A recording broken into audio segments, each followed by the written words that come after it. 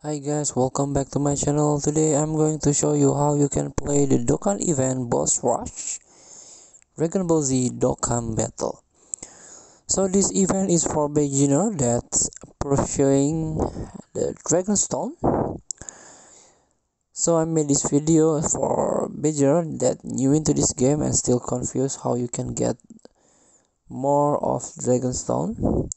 So let's get started by tapping the start button and tap the event. And go to the challenge and this one, Dokkan event boss rush.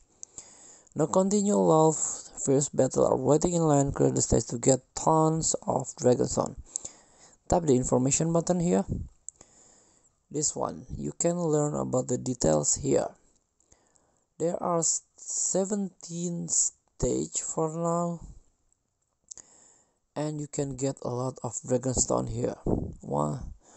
35, and for the stage 1 is 5 and 15 total if you get the super 2 here. So this is for beginner that you won't get a lot of Dragon Stone. You can challenge this event.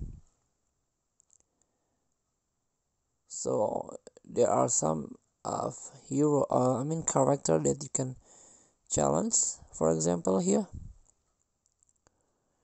And this one, this event require no stamina.